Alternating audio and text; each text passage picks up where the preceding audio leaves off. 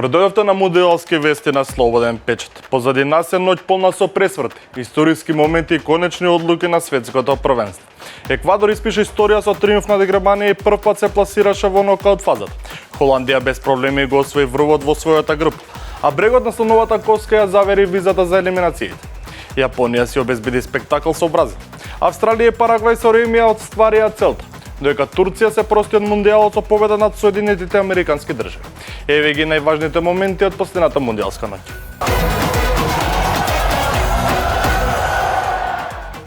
Но денешното издание на Мундијалски вести ќе го започнеме малку поинаку. Се една убава и голема спортска приказна за Македонија.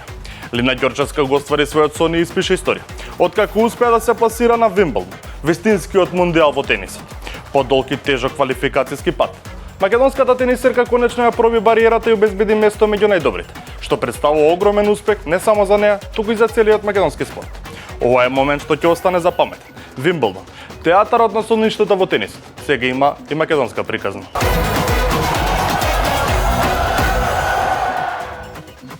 Еквадор испише историја на светското првенство. Јужноамериканската селекција ја совлада Германија со 2:1 во последното коло групата Е и за прв пат обезбеди пласман во нокаут фазата на мундијалот.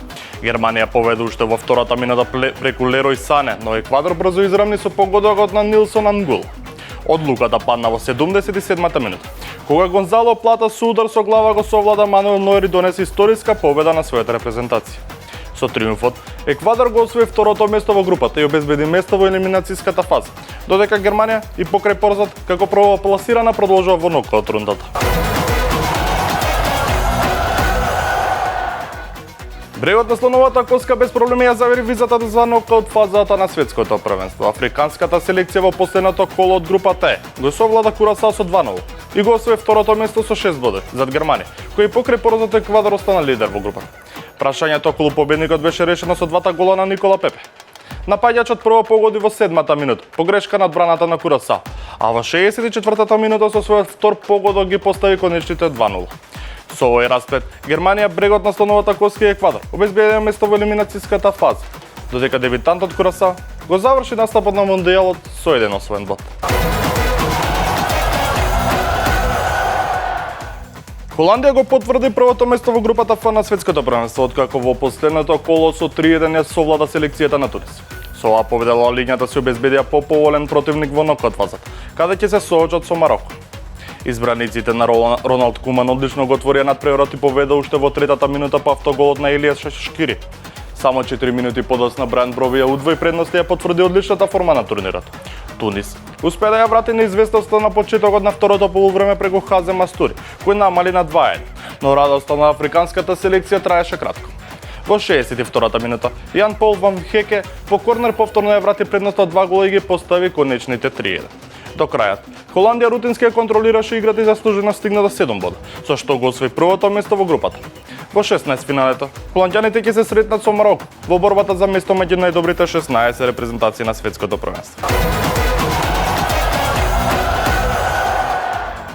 Јапонија и Шведска одигра 1:1 во последното коло од групата Ф, резултат што им донесе второ место на јапонците и осмини финален дуел со Бразил. Додека Шведска со освоените 4 бода ќе чека расплет во другите групи за пласман меѓу најдобрите третопласирани селекции. Шведска подобро го отвори надпреварот и уште во првите минути создаде неколку опасни ситуации, но јапонскиот голман Сузуки беше сигурен на голот.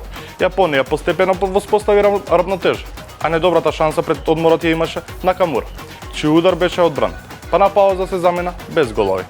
Во второто полувреме Јапонија прва го зададе ударот. Во 56-та минута Такуми Доан одлично го проигра Даичи Маеда, кој рутински ја затресе шведската мрежа за водство од 1:0. Сепак, предноста траеше само 5 минути. Ентони Еланга се ослободи од својот чувар и со прецизен удар оддалечина израмни на 1:1. До крајот, Шведска беше поофанзивна и преку Александар Исак се обида да стигне до победнички гол, но Јапонија успешно се одбрани и го задржи ремето што и беше доволно за второто место во групата. Самураите во осмина финалето ќе се соочат со Бразил, додека швеѓаните ќе чекаат дали 4 освоени бода ќе бидат доволни за продолжување на мундијалската приказна.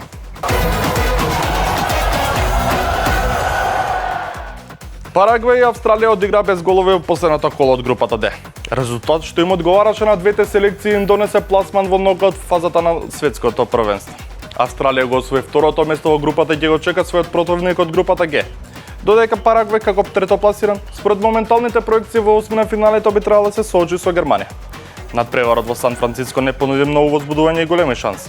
Австралиците беа нешто поопасни и има повеќе обиди кон противничкиот гол, додека Парагвај не покажа преголема желба да ризикува во потрага по победа, што ќе му го донесеше второто место. На крајот, ремито беше доволно и за двете репрезентации да го продолжат настапот на Мундијал.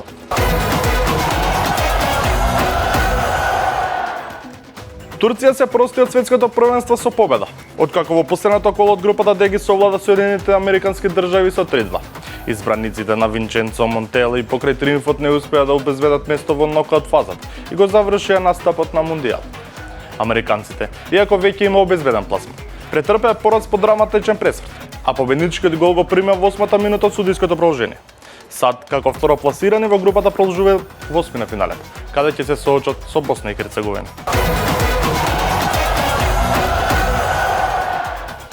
Вечерва и во текот на ноќта не очекува нова мундијалска програма полна со интересни пресметки и важни бодови во групната фаза. Од 21 часот се игра дуелите Норвешка-Франција и Сенегал-Ирак, каде фаворитите ќе се обидат да ја потврдат својата сила, но и да избегнат изненадувања. По полноќ, од 2 часот, на терен излегуваат Уругвај и Шпанија, во дерби од висок интензитет, додека Зеленородските острови ќе се соочат со Саудиска Арабија во дуел со големо значење за продолжување на турнирот. Утринската програма носи нови возбудувања. Од 5 часот Египет игра против Иран, а Нов Зеланд ќе се судри со Белгија во надпревар кој може да ги одреди последните патници во следната фаза. И со тоа ја закружуваме денешната мундијалска приказна. Ви благодариме што бевте со нас. Останете во друштво на Слободен печат.